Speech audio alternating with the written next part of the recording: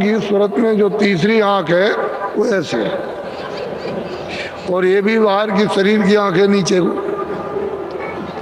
तो अब ऊपर क्या पता चलेगा, क्या दिखाई देगा और क्या सुनाई देगा। तो सूरत में जो जीवात्मा में रूह में, जिसको अंग्रेजी शब्दों में सोल कहते हैं, उसमें तीन चीजें हैं। आंख भी है उसमें, कान भी है और नाक भी है। ये तीन चीजें उसमें। शरीर में दो आंखें हैं, दो कान है, दो नाक है, बस इतनी बात है। अब आपको तो ये मालूम नहीं है कि उधर देखने से क्या पता चलता है, तो आप, लेकिन महात्मा जो अनुभव पूरा करते हैं वो यहाँ सब छोड़ के जाते हैं। ये पूरा का पूरा इसका कहते हैं कि महाप्रलय हो जाती है, यहाँ कुछ नहीं बचता।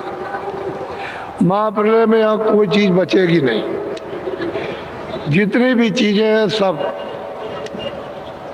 तो जितने ये मानव आत्माएं हैं, पहले तो योगियों की उठा ली जाएंगी, फिर मतलब आत्मदर्शियों की उठा ली जाएंगी, फिर सज्जनों की, सच्चरित्रवानों की उठा ली जाएंगी, और अंत में जितनी जीवात्माएं मनुष्य शरीर में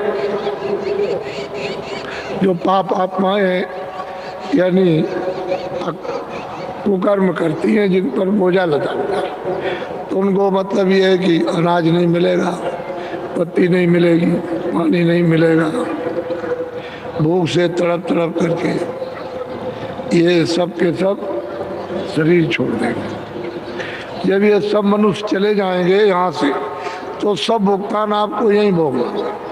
इतनी वेदना, इतनी तकलीफ होती है जो किताबों में लिखी नहीं जा सकती। फिर जितने भी ये जो जंगलों में जितने भी पशु हैं, घास नहीं रहेगी, पेड़ों पे पत्तियां नहीं रहेंगी, नदियों में पानी नहीं रहेगा, तो ये भगेंगे चारों तरफ भूख के मारे। वो दृश्य बड़ा भयावह।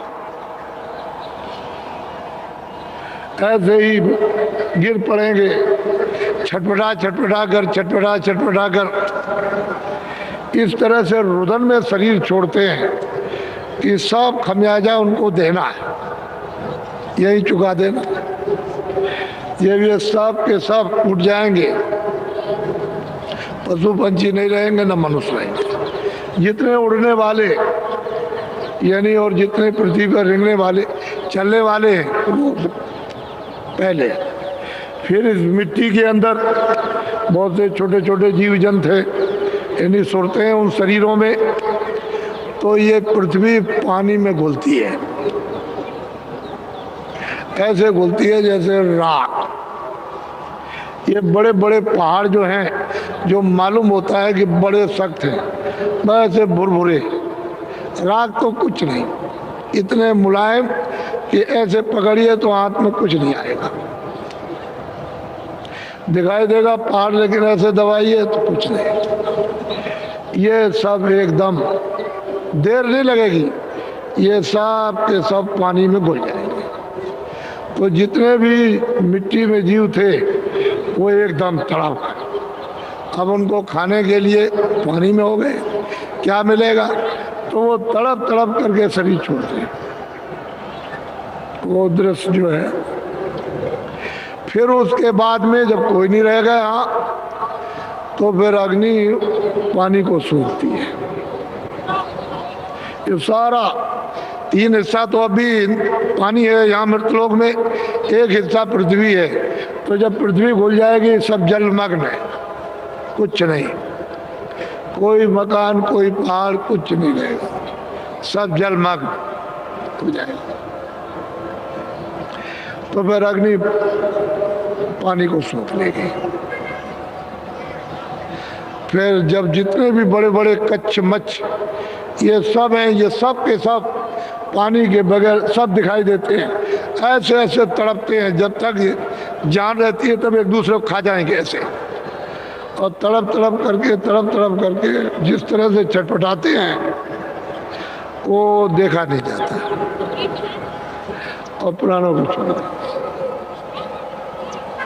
अग्नि सोखती ये सब। फिर वायु ने अग्नि को सोख लिया, और आकाश ने वायु को मिला दिया। बस यहाँ से भास चला, ये सब यहाँ से उठ चला, कुछ नहीं, न पूरब न पश्चिम, न जमीन न आसमान, न जल है, कोई चीज नहीं, न नदी न नाले, कुछ नहीं, मतलब सब एकदम से चला।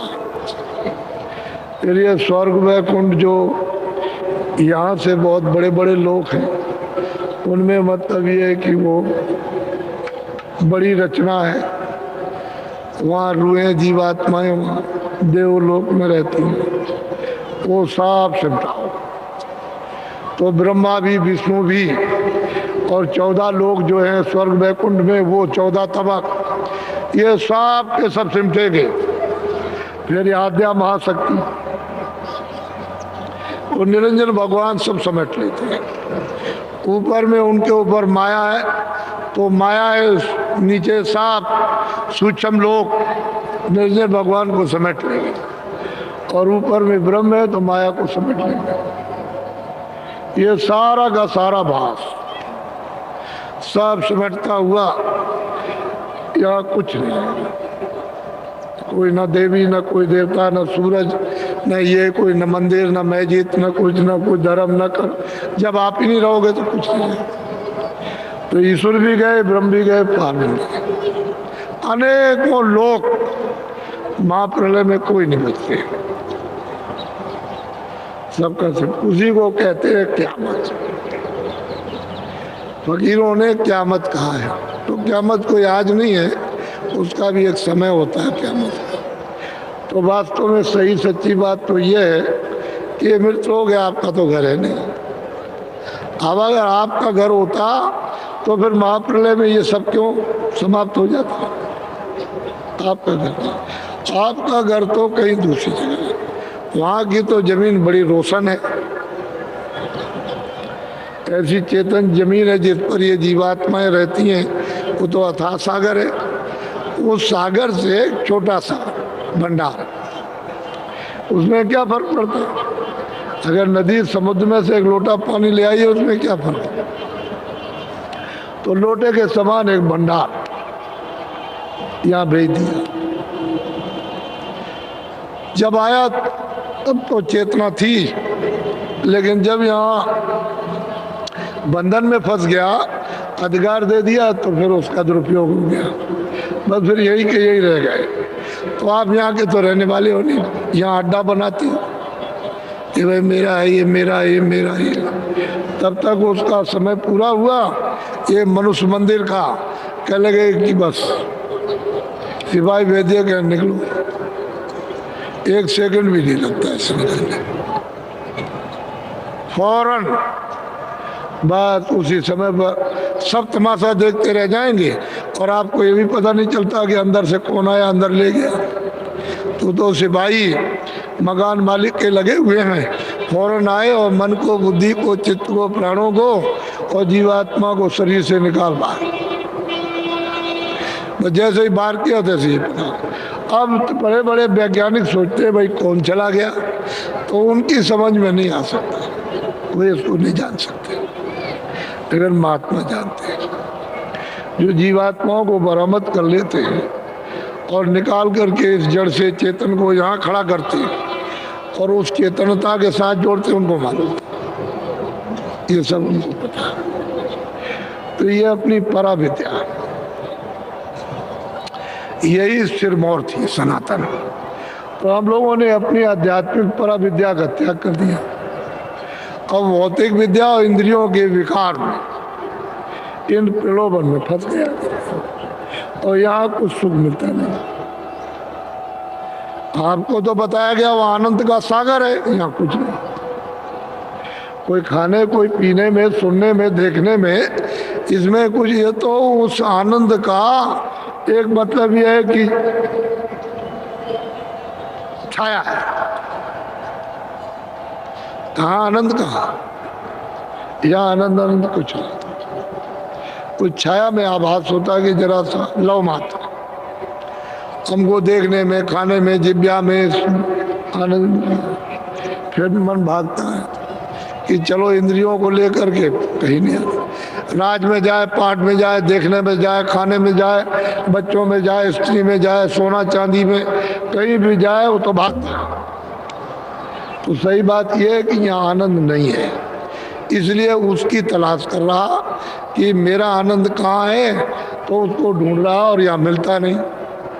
तो यहाँ तो यही जीवात्मा जब ऊपर से आई है तो अकेले तो उतार नहीं देगी, ऊपर से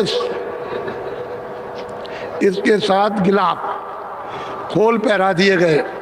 तो पहला ऊपर से आई तो कारण खोल, फिर सूक्ष्म खोल, फिर लिंग खोल, और ये है स्थूल मृतलोक में खोल।